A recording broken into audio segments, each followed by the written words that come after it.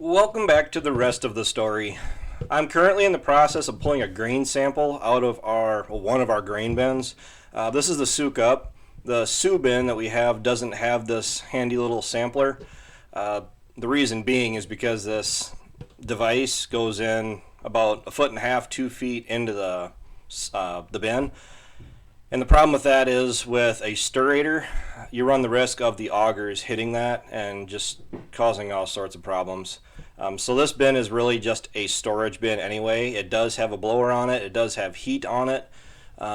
Really the main thing is just having the ability to run air through it if we need to. That's what that controller box is to the right of me.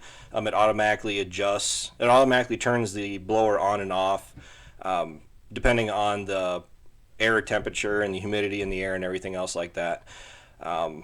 Long story short, and you're going to see me sampling the corn too, but the sample did come out perfect. It came out at 14.5% moisture content, and then the air temperature, the temperature of the corn was, I think, 42 degrees Fahrenheit.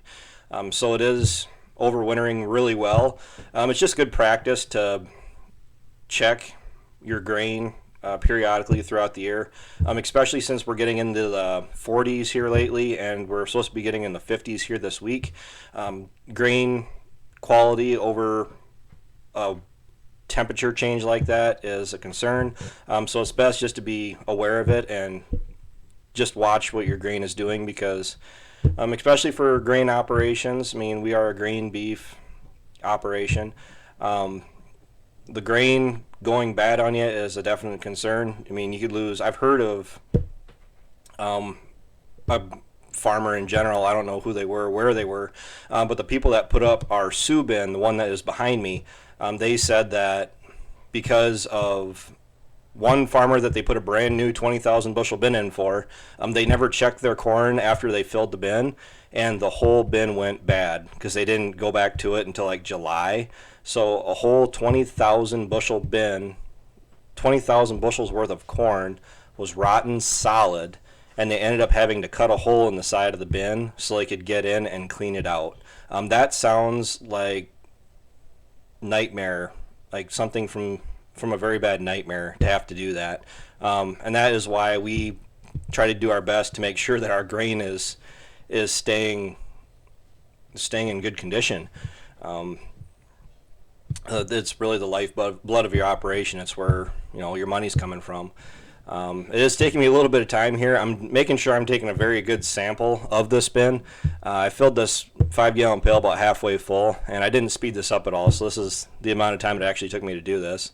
I'm holding that in with my left hand to make sure that it doesn't rotate on me, the emptying spot on it.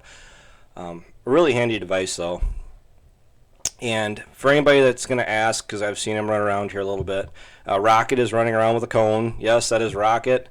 No, he's not hurt. He hasn't had any accidents or anything. He just had, he's walking around a little bit lighter.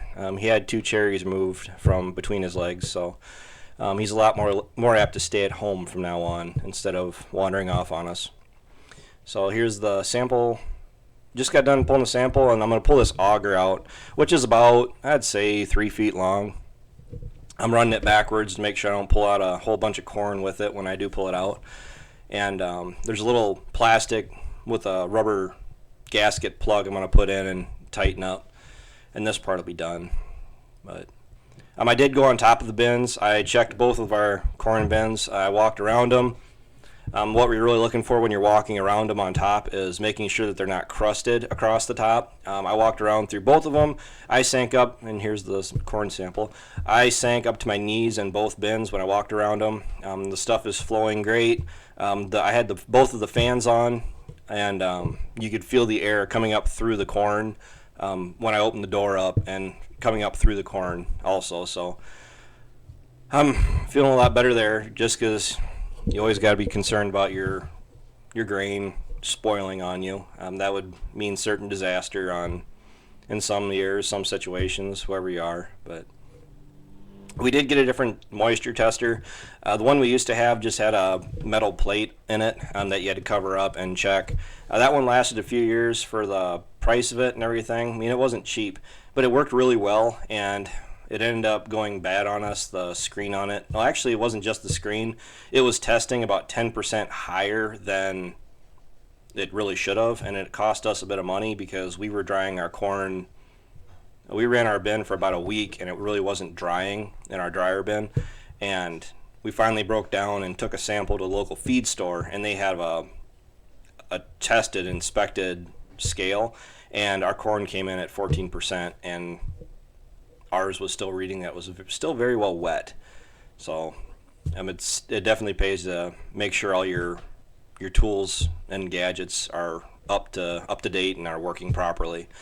I'll give you a shot of what the screen looks like here. It's 14.5%, and I can't really read the temperature, but it was at 42 degrees, so still doing really well. I mean, if it came back and said it was 50, 60 degrees, I'd be panicking, but nope, as you can see, I'm perfectly fine. So thanks for watching, guys. Stay tuned for tomorrow's video. So until then, take care, take it easy, keep in touch. Talk to you later. And now you know the rest of the story.